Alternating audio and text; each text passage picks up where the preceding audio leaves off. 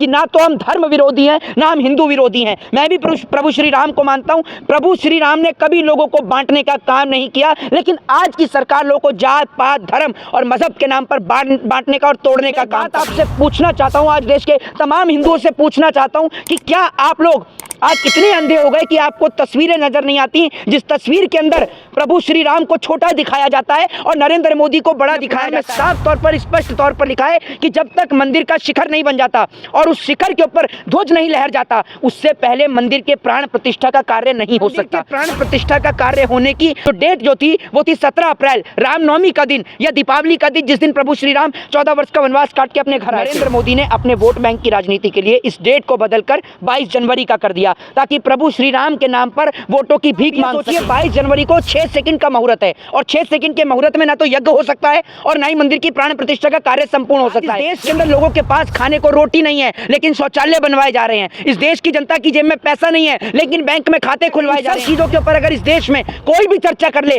तो जनाब उसको इस देश के अंदर हिंदू विरोधी करार दिया जाता है। देश के अंदर मुसलमान को यह कह दे कि ये मुसलमान मेरा भाई है, तो उस हिंदू को यह कह दिया जाता है कि ये मुसलमान की औलाद है। जिन्होंने इस देश के अंदर महिला के सम्मान के लिए लंका तक की यात्रा तय करी। राम वो थे जिन्होंने अपनी सौतेली माँ के कहने पर 14 वर्ष का वनवास स्वीकार किया। राम के नाम पर देश में जो नफरत फैला रहे हैं ना, मैं आपसे कहता हूं कि धर्म को इतना प्रभावशाली बनाइए कि लोग आपके धर्म की तारीफ की, सिखों की तारीफ करता है। जानते हैं क्यों? क्योंकि सिख भूखे का पेट भरने का काम करते हैं। अभी सर्दी आ गई, आप देख लीजिए गुरुद्वारे के बाहर लोगों को कंबल बांटने का काम करेंगे। वहां आपकी जाति, धर्म और मजहब और आपकी आइडेंटिटी नहीं पूछी जाती।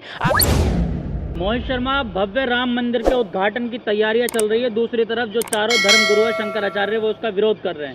देखिए, एक बात मैं आपको बता दूं, जब राम मंदिर की आती है तो राम मंदिर बनाए से हमारा सीना गदगद फूलता है। जब हम राम मंदिर की तारीफ करते हैं तो उससे भारतीय जनता पार्टी और उनके तमाम नेताओं को खुशी होती है। लेकिन वहीं दूसरी ओर अगर हम बात कर ले शिक्षा पे, महंगाई पे, बेरोजगारी पर, लेकिन उस पर कोई चर्चा नहीं है। भारत देश के ऊपर दिन प्रतिदिन कर्जा बढ़ता जा रहा है, उसके ऊपर कोई चर्चा नहीं है। किसान खेत में आत्महत्या कर रहा है, सरहद पर जवान शहीद हो रहा है, उस पर कोई चर्चा नहीं है। नौकरियों की वादा करने वाली सरकार ने देश के नौजवानों को लाइन में ला के खड़ा कर दिया, और अगर इन सब पे कोई सवाल कर ले तो उसको हिंदू विरोधी करार दिया जाता है। मैं आपको आज एक बात स्पष्ट कर देता हूं कि ना तो हम धर्म विरोधी हैं, ना हम हिंदू विरोधी हैं। मैं भी प्रभु श्री राम को मानता हूं। प्रभु श्री राम ने कभी लोगों को बांटने का काम नहीं किया, लेकिन आज की सरकार लोगों को जात पात धर्म और मजहब के नाम पर बांटने का और तोड़ने का काम करती है। मैं एक बात आपसे पूछना चाहता हूं, आज देश के तमाम हिंदुओं से पूछना चाहता हूं कि क्या आप लोग आज इतने अंधे हो गए कि आपको तस्वीरें नजर नहीं आती,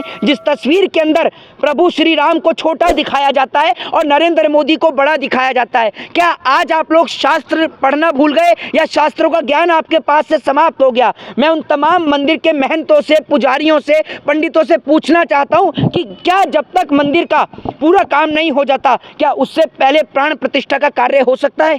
तो इसका जवाब है नहीं। जब आप शास्त्रों की बात करते हैं तो हमारे शास्त्रों में, वेद में, पुराण में साफ तौर पर, स्पष्ट तौर पर लिखा है कि जब तक मंदिर का शिखर नहीं बन जाता और उस शिखर के ऊपर ध्वज नहीं लहर जाता, उससे पहले मंदिर के प्राण प्रतिष्ठा का कार्य नहीं हो सकता। और ये मंदिर के प्राण प्रतिष्ठा का कार्य होने की अनुचित तिथि, जो डेट जो थी वो थी 17 अप्रैल, रामनवमी का दिन या दीपावली का दिन, जिस दिन प्रभु श्री राम 14 वर्ष का वनवास काट के अपने घर आए थे। लेकिन नरेंद्र मोदी ने अपने वोट बैंक की राजनीति के लिए इस डेट को बदलकर 22 जनवरी का कर दिया, ताकि प्रभु श्री राम के नाम पर वोटों की भीख मांग सकें। क्या हमारे राम वोटों के लिए बने हैं? क्या हमारे राम किसी की राजनीति के लिए बने हैं? कभी उत्तर प्रदेश के मुख्यमंत्री योगी आदित्यनाथ जी हनुमान जी की जाति बताते हैं, कभी वो कहते हैं कि हनुमान जी दलित हैं, कभी वो कहते हैं कि हनुमान जी आदिवासी हैं। जिस प्रकार से जाति, धर्म, मजहब के इन्होंने छोड़ा नहीं, इन्होंने धर्म को नहीं छोड़ा। आज धर्म को ताक पर रखकर इन्होंने सारे शास्त्रों को परे कर दिया है। आज आप सोच कर देखिए, हमारे जो चारों पीठ के जो शंकराचार्य हैं उनको बुलाया गया, लेकिन आप देखें कि वो लोग आए नहीं।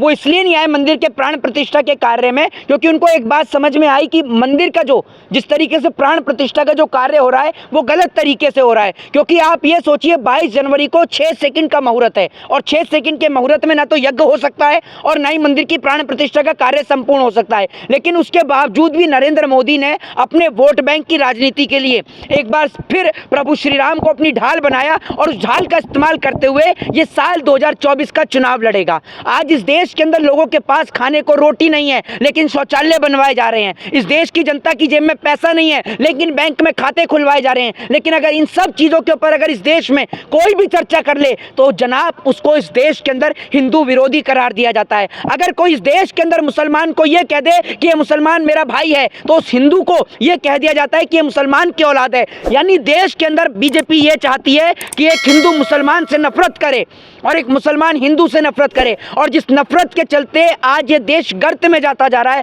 आज इस देश की आप इकोनॉमी को देख लो, भारत देश के ऊपर बढ़ते कर्जे को देख लो, और एक बात आपकी समझ में नहीं आती कि इस देश की जनता को महज 5 किलो राशन में खरीदा जा रहा है। आज जनता इतनी बेरोजगार हो गई कि मोदी के 5 किलो राशन पर निर्भर है। सरकार ने लोगों को जो है वो आप ये समझिए कि एक असंवैधानिक तौर पर सरकार ने लोगों को गुलाम बनाने का काम किया है। आज इस देश के अंदर बोलने वालों का मुंह बंद कर दिया जाता है। आए दिन किसी भी न्यूज़ चैनल पर, यूट्यूब के चैनल को सरकार उठाकर बंद कर देती है जो सरकार की खिलाफत करता है या सरकार के विरोध में दिखाता है। जो सरकार के खिलाफ बोले सरकार उसे उठाकर जेल में डाल देती है। मैं आपसे ये कहता हूं कि राम मंदिर से पहले भी राम इस देश में थे और राम की जन्मभूमि है अयोध्या। मैं आपको एक बात बताता हूं, राम मंदिर बने या ना बने, हमें इस देश में राम राज्य चाहिए। और राम राज्य का अर्थ है जहां बेटियां सुरक्षित हों, जहां हमारी महिलाएं सुरक्षित हों, जहां बहन बेटियां रात को भी सड़कों पर निकल सकें। लेकिन इन भाजपा के वैश्य दरिंदों से कैसे बचाएं हम अपनी बेटियों को? आज देश में बेटियों के साथ बलात्कार करने वाला कोई और नहीं, बीजेपी के नेता ही होते हैं।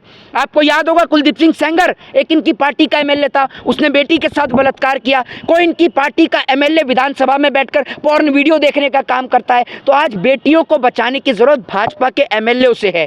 ये भाजपा के वो नेता हैं जिन्होंने इस देश में नफरत का बीज बोया है। और आप इस देश के नौजवानों के न जाने अकल पर कौन सा पत्थर गिर गया कि नौजवान इतने पागल हो गए कि न शिक्षा देखते, न देश में बढ़ती महंगाई उनको नजर आती, न बेरोजगारी नजर आ रही और न देश की डूबती अर्थव्यवस्था नजर आ रही। मोहित शर्मा, जिन धर्माचार्य की आप बात कर रहे हैं, शंकराचार्य की, शंकराचार्य पर के खिलाफ एक अखबार ने छापा कि वो 5 लाख रुपए की रिश्वत लिए इसलिए विरोध कर रहे हैं। वो एक बात कोई मुझे बताए कि ये जो 5 लाख रुपए की जो बात कर रहे हैं, चारों पीठ के शंकराचार्यों की कीमत क्या 5 लाख रुपए है?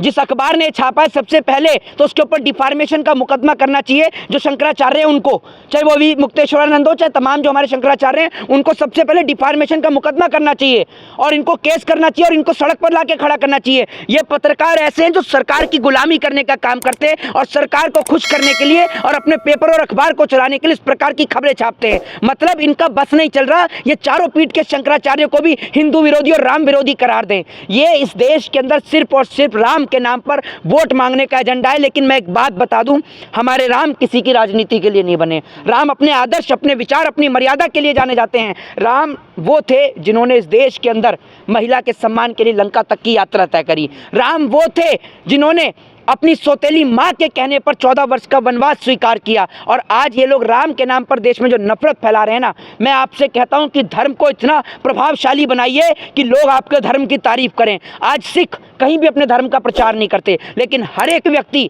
सिखों की तारीफ करता है। जानते हैं क्यों? क्योंकि सिख भूखे का पेट भरने का काम करते हैं। अभी सर्दी आ गई, आप देख लीजिए गुरुद्वारे के बाहर लोगों को कंबल बांटने का काम करेंगे। वहां आपकी जाति, धर्म और मजहब और आपकी आइडेंटिटी नहीं पूछी जाती। आपसे ये नहीं कहा जाता कि आप सर पर तिलक लगा के नहीं आ सकते या सर पर टोपी पहनकर नहीं आ सकते। तो आप धर्म का प्रभाव बढ़ाइए, धर्म की अच्छाइयां लोगों तक पहुंचाइए, लोग खुद आके आपके धर्म के साथ जुड़ेंगे। लेकिन आप लोगों से जबरदस्ती जय श्री राम बुलवाएंगे या धर्म के नाम पर नफरत का जहर घोलेंगे तो ये याद रखिएगा, राम तो दूर की बात, आपको रावण की शरण में भी जगह नहीं मिलेगी, याद रखिएगा। 22 तारीख को दिवाली मना रहे हैं, मोदी जी ने अपील करी है।